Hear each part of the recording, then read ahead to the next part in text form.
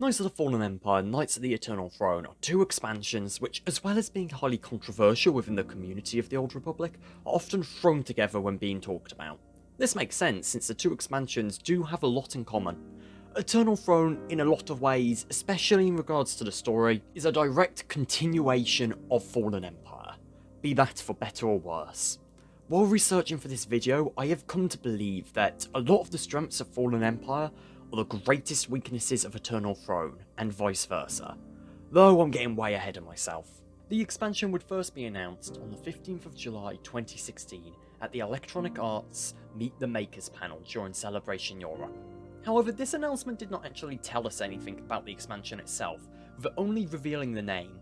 Instead, over the next few months, we would get details about the content that would drop with the expansion itself, such as uprisings and Galactic Command. We also got a new cinematic trailer, which was just incredible like the previous trailers, and went to build up and give some much needed background to one of the expansion's big villains. We also discovered that much like with Fallen Empire, we will be getting a character boost that would allow us to start the expansion at level 65. This acted in the exact same manner as the one from the previous expansion, with it skipping story content, although we would later get the Master Datacron with update 5.9, which allowed level boosting of existing characters to level 70, while still having access to story content. Right, let's get into the story of the expansion. So I mentioned in my Fallen Empire video that the story of Fallen Empire had replayability issues, partly because it was so long that it became somewhat tedious to replay on multiple characters. Eternal Empire has the opposite problem, where it is way too short and somehow can still be somewhat tedious to replay on multiple characters. Unlike Fallen Empire, which launched with 9 chapters but added 5 more over time, Eternal Throne had only 9 chapters on launch and that was it. That meant that only 9 chapters were dedicated to essentially resolving the entire conflict with the Eternal Empire and Valkorion. Needless to say, this was nowhere near enough time, and led to it feeling somewhat rushed. The chapters aren't all bad, and there are clearly some really good moments, but there are also so many potentially great ideas, which are really underdeveloped, such as a certain character's sudden redemption arc, which really could have done with more chapters to explore. Eternal Throne also added several interesting new gameplay sections. The most noticeable of these were the new vehicle, or well, more specifically walker sections. I won't say the walker sections were bad or anything, in fact I think it's a great idea and was implemented relatively well, but I feel that a lot of the time it just sort of slows down the gameplay a lot, and makes the chapters a lot longer. Plus I find that these walker sections have become pretty buggy in newer updates, although that may just be me. I think all of the problems for the chapters of Eternal Throne can be seen in Chapter 6. This is a chapter which on paper is a brilliant concept with you and Ferren Shan going undercover at a Zakgul party, and it had the potential to be one of the best chapters in either DLC.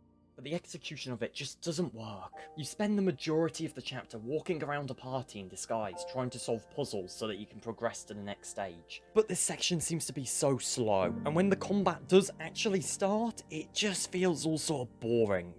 One of the new story features added was the ability to replay completed chapters from both DLCs on different difficulties, with Master difficulty being added in update 5.1.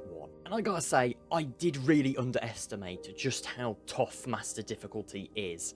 One of the big new additions was the Galactic Command system, where you essentially got a new XP bar, and every time you leveled up you'd get a command crate with different types of loot in it, with there being 300 command levels in total. I could talk for hours about how hated this system was, and how it caused so many problems for the game's community and sort of ruined endgame gearing for many people.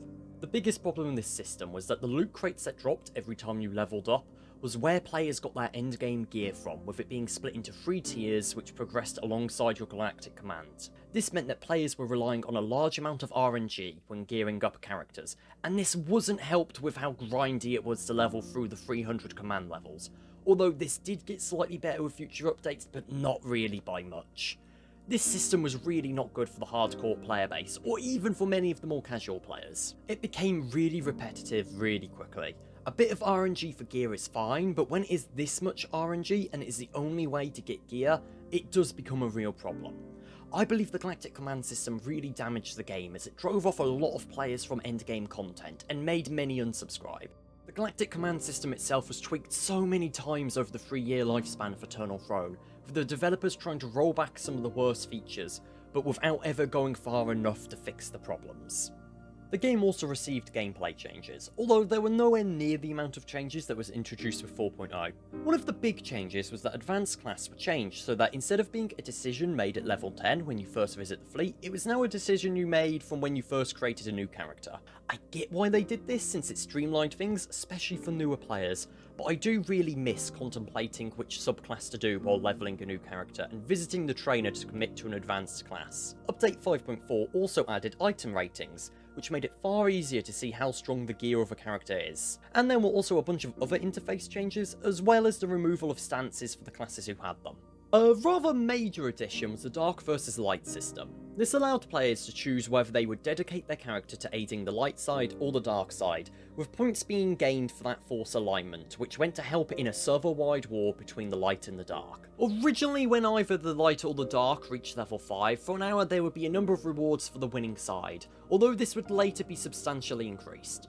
During this time, after reaching rank 5, if your character was aligned with the winning side, you received a 15% CXP bonus, as well as a series of force alignment related bosses would spawn on Tatooine, Alderaan, Hoth, Draymond Cass, and Coruscant. Being on the winning faction and defeating these bosses gave special tokens which could be spent at the light side and the dark side vendors on the fleet for special rewards. There was also a system to help the losing side win next time when the war resets. Instead of getting new flashpoints on release, we instead got the Uprisings, which acted as a faster paced, smaller scale flashpoint-like content, with more difficult foes appearing over time.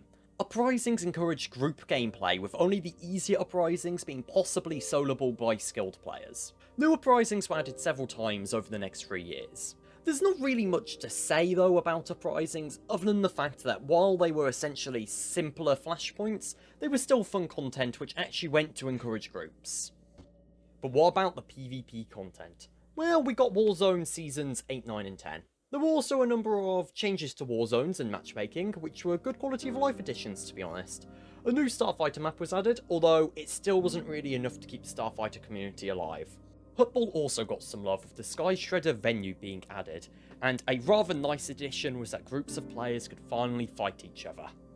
Knights of the Eternal Empire is the longest running of any of the Old Republic's expansions, with it being 3 years between the release of it and the next DLC Onslaught. Over these 3 years, the game released a lot of content in order to try to keep players subscribed and bring back the players who had left, as well as bring in some new players. The first major addition was the War for Iokath storyline.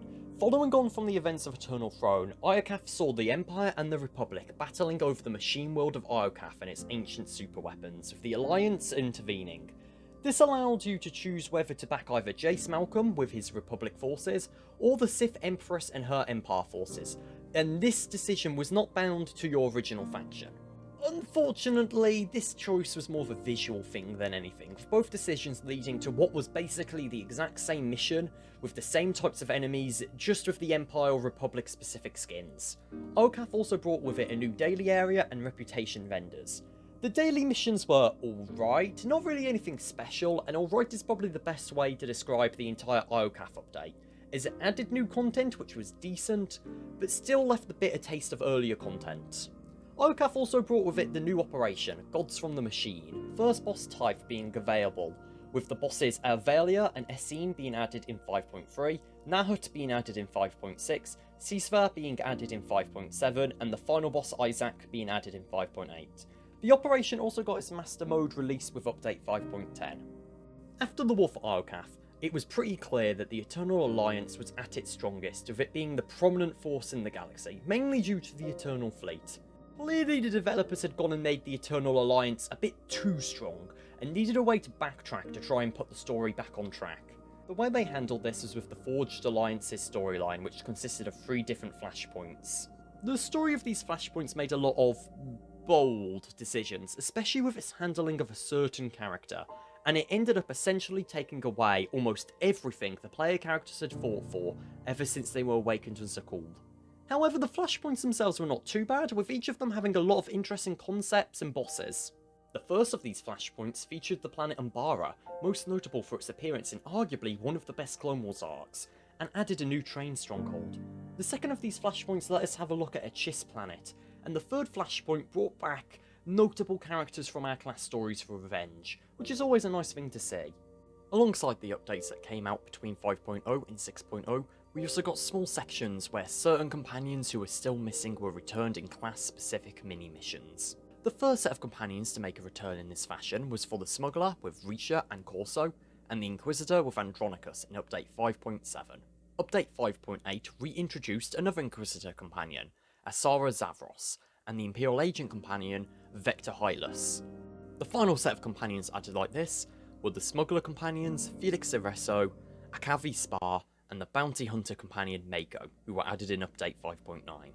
The last bit of true story content that came out during the Eternal Throne era was brought with Update 5.10, Jedi Under Siege. The Jedi Under Siege story saw the Empire and the Republic break out into an all-out war, with the Alliance picking a side to support.